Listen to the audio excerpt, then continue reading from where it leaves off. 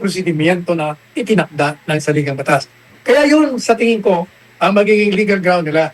So, sabi nila, Punong-puno huwag ng na tayo kabalastugan. mag-convene ng impeachment court sapagkat baka mawalang saysay lamang ang gagawin natin. Pangalawa, pwede rin sabihin nila na pagdating ng articles of impeachment, susuriin nila at sasabihin nila, wala namang probable cause dito. Bakit tayo magsasayang ng pera ng bayan at ng panahon na litisin? Itong si Inday Sara, alam natin na politika lamang ang ginawa nitong mga ito. O kaya, pwede ho nilang gawin yun. Oo, tama. Dahil bilang impeachment court, meron ho silang kapangyarihan at Na ibinibigay sa madismiss. kanila ng saligang batas. Ang exclusibo yan, jurisdiction. Sila Oo. ang dapat na magbigay ng desisyon kaugnay sa paglilitis ng isang impeachable official na na-impeach. Ayan. At least malinaw po, Attorney Sal, na nailatag niyo po yung... Kaya eto no, hindi naman Senate President ang ang masusunod dito kung sakaling i-dismiss. Siyempre, kung may tatayong senador at sasabihin na questionin yung mga legalidad, mga illegal na pinagagawa ng Justice Committee na nag-mini trial sila, malamang at sa malamang, mga miyembro pa rin na masusunod dahil sa pamamagitan ng pagboboto nila. Kapag may nag-suggest na pagbotohan ng para ma-dismiss, yun na. Yun na yun, sigurado.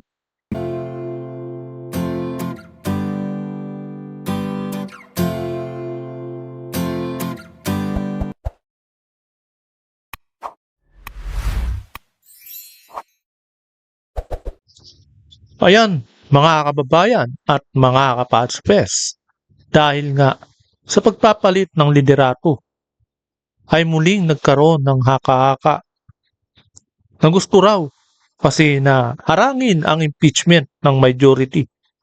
Yan po ang sigurado, minority na naman ang nagpakalat itong mga chismis na to.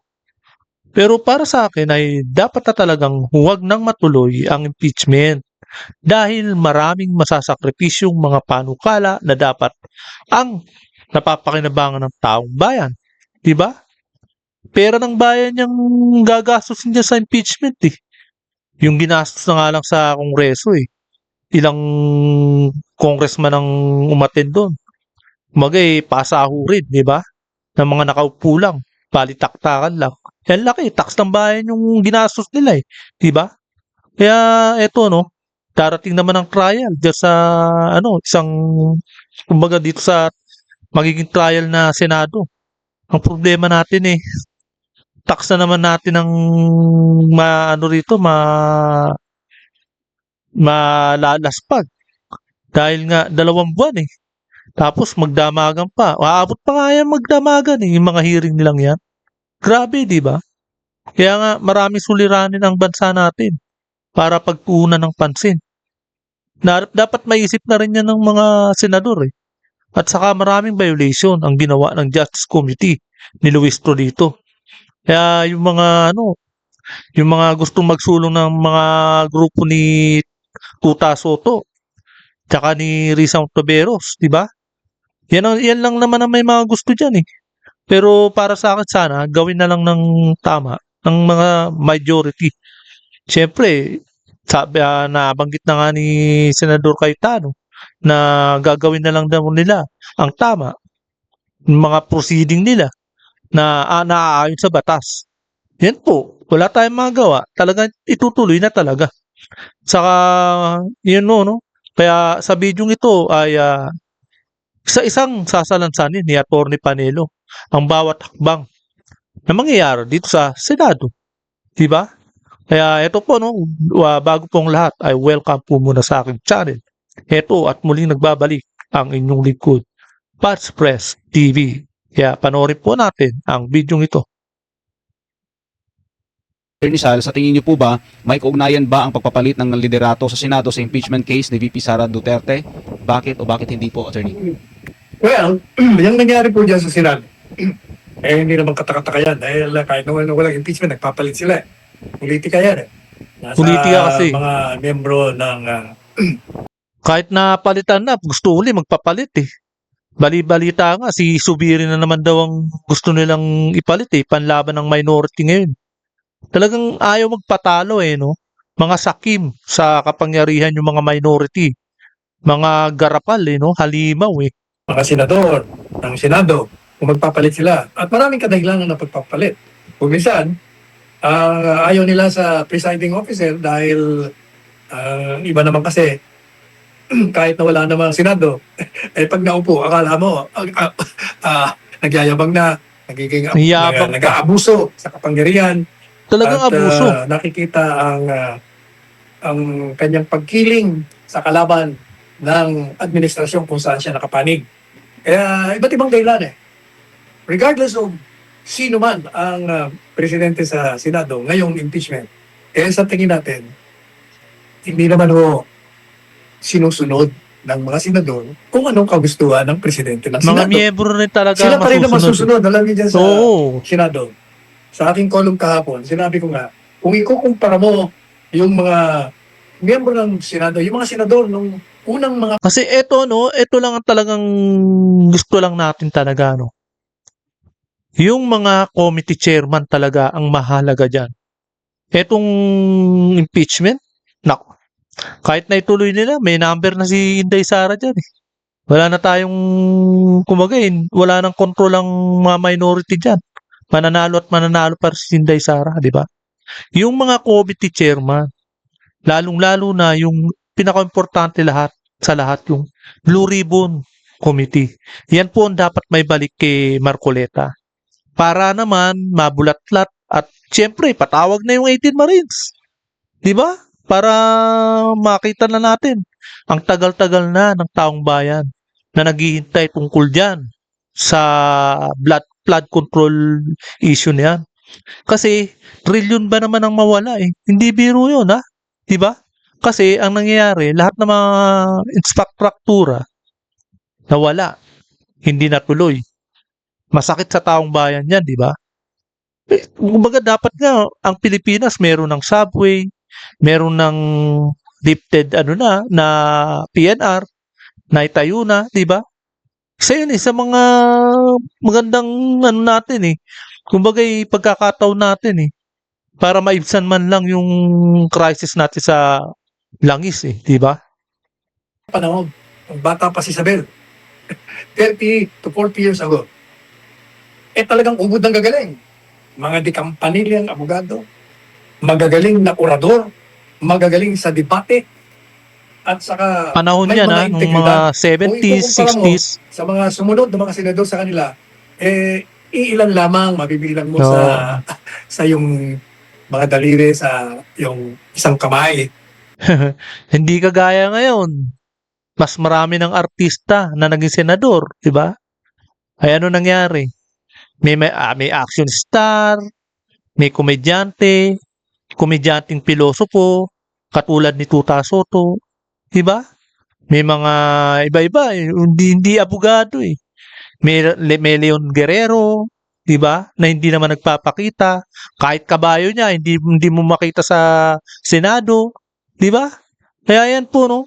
Iba na ngayon. Pagalingan ng kumbaga pasikatan. Kapag kilala ka, artista ka, noon pa kasagsagan ng artista eh, 'di ba? Kaya laging malakas manalo ang mga artista noon eh. Pero ngayon, unti-unti nang inaano yung mga artista eh. Kumbaga nasisira sila dahil kay Tuta Soto. Ang talagang maaaring tularan.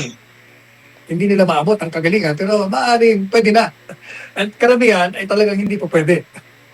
Pero kahit na nga ganon, kahit na sabi mong kulang sa talino, kulang sa kakayahan, kulang sa kagalingan, punong-puno ng kamangmangan sa batas, ang mga naging mga senador, matapos yung mga magagaling ng panahon, eh nakita rin natin na yung kanilang independence, eh nandun. Madali sabi, hindi kagaya sa Kamara de Representante na madali mong hilahin, madali mong takutin. Eh ito, mahihirapan ka. Kasi sinasabi nga na yung 24, eh kumakatawan sa 24 Republika. Sila mga hari doon. Kasi naman, sa Kongreso naman kasi, pera-pera lang yan. Kaya nga, baliwala yung galing ng isang Marcoleta dyan eh. Pinag-initan siya dyan eh, di ba? Pero mong galing-galing na nung may Marcoleta, ni Rodante Marcoleta. Oh, di ba? Eh, nagustuhan ng tao. Kaya pumunta na lang siya sa Senado. Gustong-gusto pa rin ng mga tao, di ba? Hindi mo sila basta matatakot, hindi mo sila basta mapapakiusapan, mabibili. Kung ano ang kanilang paniniwala, yun na yun. O kaya, Magaling regardless dati. kung sinong presidente, nasa kanila pa rin yung tatanungin Oo, mo, tama. ano ba sa tingin mo? Gaya ng sinabi ko ng mga nakaraang komentaryo ko sa ating programa at sa aking column sa The Manila Times.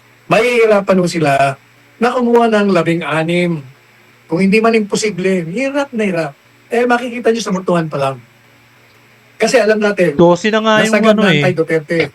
Si mga number dating eh. presidente ng Senado Soto. Pinalitan siya at yung mga dating kakampi niya, nagpunta na sa kabila. Kagaya Kaya, ni Loren de la napalitan. Garda. Ibig sabihin, yung mga bumuboto ngayon, makikita mo yung majority, ang kanilang body language, mukhang kontra sila sa impeachment trial. Kasi bago pa man napalitan, kung matatandaan nyo ng Biyernes pa, yan sila, Senador Robin Padilla, at sila Senador Bongo, yung mga nasa minority, kaya si Senador Cayetano, nagbigay na sila ng kanilang mga pahayag na kukontrahin nila ang impeachment. Hindi dahil sa ito'y labag sa batas, sapagkat itinakda ang impeachment trial. Kung hindi, dahil yung tatanggapin nilang articles of incorporation o articles of impeachment ay hindi Oo. sumunod doon. Kaya nga, hindi sumunod dahil punong-puno ng bulilyaso. Ibig sabihin, di ba? Kapag once na nagsimula na sa Lunes, at syempre, mabubusisi yan eh. At may isang tatayong senador. Malamang sa baka si Rodante Marcoleta yan eh. Bubulat-latin nila, pag-uusapan nila, at sisiyasatin nila. Kumbagay, ikukumpiskain nila. Ito bang impeachment article na to dumaan ba sa legal na pagproseso? Kasi ang ginawa nila, nag-mini trial sila, di ba? O yun, bubulat-latin yan at syempre, tatanungin yan. Kung sino man ang tumatayo, baka may tatayong senador tatayuan yan at iyan ang igagawin nilang topic. Bubulat-latin, di ba? Yari ang impeachment. Yari si Luis Churrito, lahat ng mga kongreso na pinaghirapan nila, di ba? Sa reglamento na itinakda ng saligang batas at doon sa itinakda ng Korte Suprema sa kaso nung pinawalang visa ang unang impeachment complaint. Tandaan nyo, mayroong 3 petisyon na nakabinbin ngayon sa Korte Suprema. Kini-question nila ang regularidad at legalidad ng ginawa ng Committee on Justice kung saan sila po ay nagsagawa ng isang mini trial. Inunahan nila ang Senado. Mini trial, At di nagkaroon ba? na sila ng paglilitis doon kung saan kahit na hindi dapat sila kumuha ng mga testigo nang wala namang gusto sa mga complainants, natawag nila si Bawal yun Madriaga, na napakasinungaling. Pagkatapos sinumpi na nila biyaya, mga bangko, yung amlang yan, ito illegal lahat. Kaya kini-question. So, hindi tayo magtataka kung ang mayoriya ngayon na dating minoriya, yung majority na dating minority, will oppose the impeachment trial on the ground na meron pa nakabinbin at hindi natin pwedeng mag-convene ng impeachment court sa ngayon sapagkat masasayang lamang ang trabaho natin kung sa kasagsagan ng ating paglilitis ay biglang lumabas ang desisyon na void na naman ang ginawang articles of impeachment. Sapagkat hindi na naman nila sinunod yung prosedimento na itinakda ng saligang batas. Kaya yun sa tingin ko ang magiging legal ground nila. So, sabi nila, huwag na tayo mag-convene ng impeachment court sapagkat baka mawalang saysay lamang ang gagawin natin. Pangalawa, pwede rin sabihin nila na pagdating ng articles of impeachment, susuriin nila at sasabihin nila, wala namang probable cause dito. Bakit tayo magsasayang ng pera ng bayan at ng panahon na litisin itong si Inday Sara? Alam natin na politika lamang ang ginawa nitong mga ito. O kaya, pwede ho nilang gawin yun. Dahil bilang impeachment court, meron nung silang kapangyarihan at Na ibinibigay sa ma-dismiss? kanila ng saligang batas. Ang exclusibo yan, jurisdiction. Sila Oo. ang dapat na magbigay ng desisyon kaugnay sa paglilitis ng isang impeachable official na na-impeach. Ayan. At least malinaw po, Attorney Sal, na nailatag niyo po yung Kaya eto no, hindi naman Senate President ang masusunod dito kung sakaling i-dismiss. Siyempre, kung may tatayong senador at sasabihin na questionin yung mga legalidad, mga illegal na pinagagawa ng Justice Committee na nag-mini trial sila, malamang at sa malamang, mga miyembro pa rin na masusunod dahil sa pamamagitan ng pagboboto nila. Kapag may nag-suggest na pagbotohan ng para ma-dismiss, yun na. Yun na yun, sigurado. mga possible na, na mga legal grounds na maaring gawin ng majority sa Senado. Ibig sabihin po ba nito, Attorney Sal, makakausad na ang ating bayan at matututukan na yung mga pangunahing problema, considering Oo, na tama. humaharap tayo ngayon sa krisis, Attorney Sal? Not necessarily. Sapagkat, alam mo yan, ang issue talaga ang tinitingnan ng lahat ng miyembro ng Kongreso, whether Senado o Kamara de Representante, ang magaganap na 2028 elections. Kung ang layunin talaga ng mga may hawak na kapangyarihan ay sirain si Inday Sara upang ito ay hindi maging kandidato at matalo sila sa Senado at mukha namang talagang mangyayari na nga gaya ng paulit-ulit nating sinasabi sa programang ito at sa ating mga artikulo sa The Manila Times.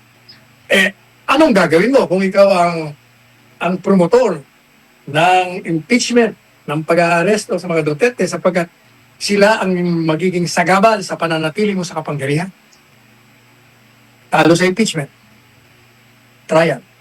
Baka hindi pa nga magkaroon ng impeachment trial. Madali sabi. Oo, Bukya ka. yun nga. Ano Diba? gagawin mo? Kung ang layunin mo, kailangan hindi matuloy ang si Inday Sara.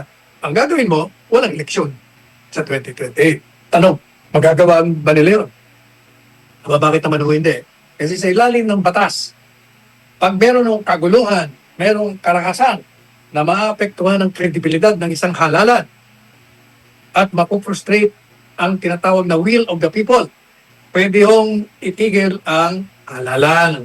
Ang tanong dito, sino ang gagawa ng kumbaga mga kabalastugan, 'di ba? Para hindi matuloy ang halalan. Sino ang gagawa ng mga kaguluhan para during election o malapit na mag-election? Di gagawa ng paraan, 'di ba? Sila rin, yung gobyerno rin ang gagawa niyan. Hindi naman ang kalaban niya ang gagawa. Sila Inday Sara, gagawa ng kaguluhan. Hindi yung mga bumabali sa batas. Kayang-kaya nga nilang bumali ng batas, di ba? Di sila ang gagawa ng kaguluhan para manatili sila sa pwesto nila. Paano nila gagawin?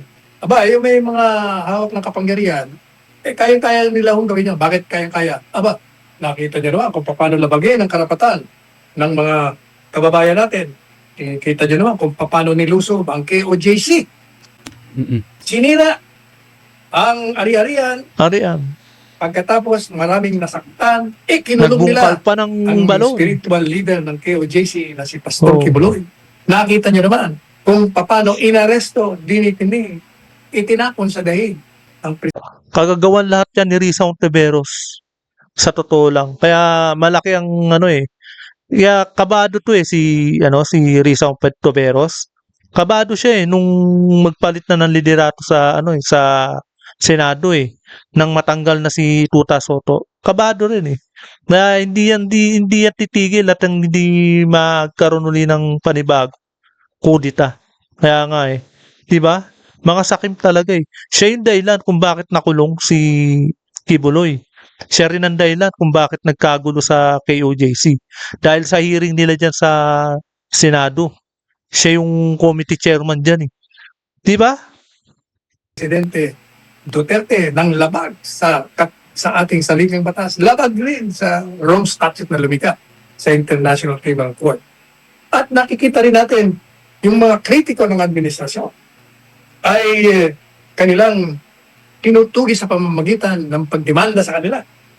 Oh, ng grabe, kung di ano-ano, ba? kahit ano, basta madimanda. Aba, kaya-kaya ho nilang gawin na gamitin ang puwersa ng mga kalaban ng Estado, hindi the enemies of the state.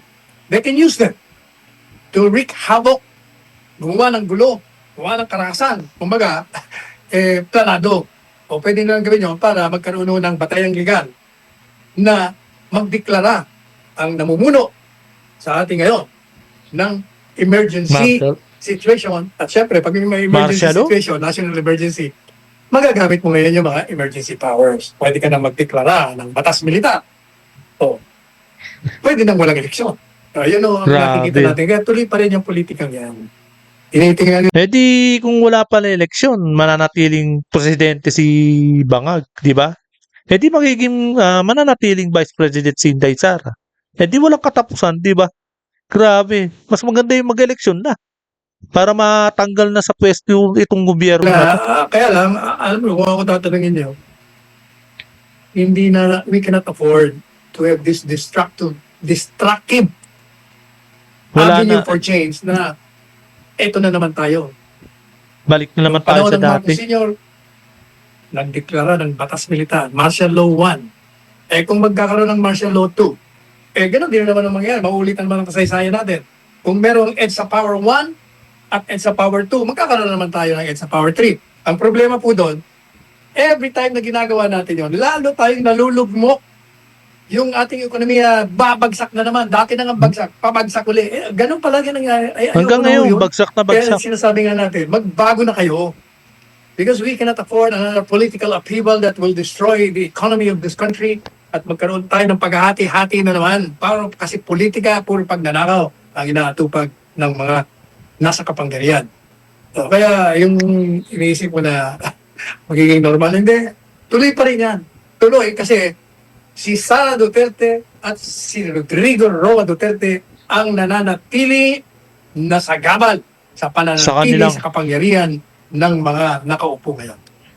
Ayan, Attorney Sal, mas Kasi kapag ka nagbago na ng ayaw nilang yung ginawa nila kay Duterte, ayaw naman nilang magawa sa kanila.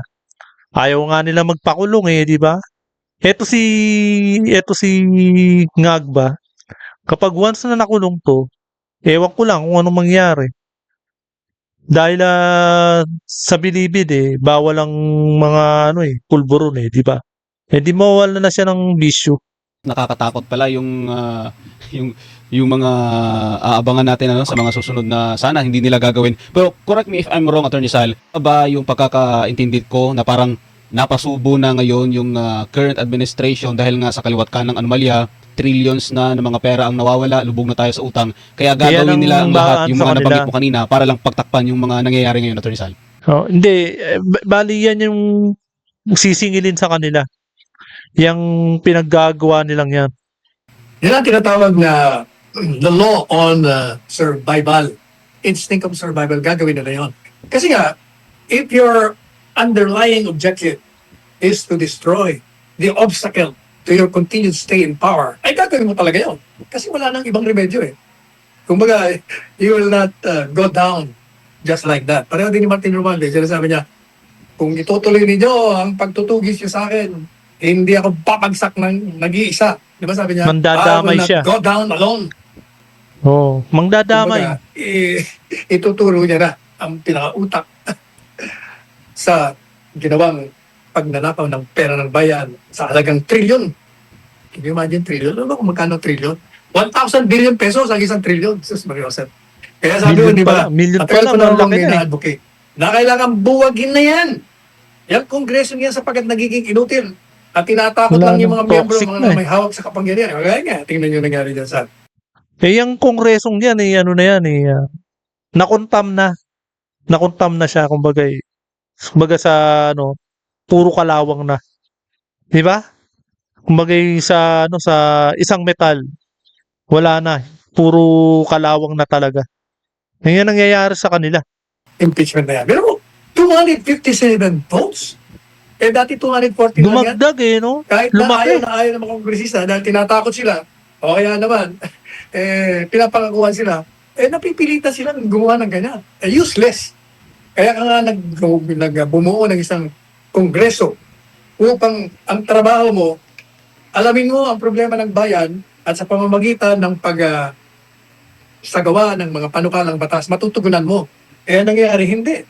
Nagiging isang entity kung saan magkakaroon ka ng pagkakataon na yumaman, pagkatapos magkakaroon ng pagkakataon na hindi ka na makapagsalita, makapagpahayag ng tunay mong damdamin sapagkat may nakatuon sa iyong espada sa ulo mo na pag hindi ka sumunod sa kagustuhan ng may hawak ng kapangyarihan, either ikay matatanggal sa pamamagitan ng mga kaso na iahain laban sa iyo, o ikay mapapatay, o kaya naman, kawawa distrito mo, wala kayong mga ayuda Pondo. na manggagaling sa gobyerno. Ayan po, no? Napanood po natin ang bidyong ito, ang buong video, at napakinggan natin ang paliwanag ni Attorney Sal Panelo na talaga naman itong kaguluhang to. Gagawa-gawa pa ng kaguluhan sa Senado. Lalong-lalo na executive niya. Diba? Kaya hanggang dito na lamang po. At kung hindi ka pa nakakapag-subscribe, please subscribe my channel para lagi kang updated sa bawat upload ko. Maraming salamat po.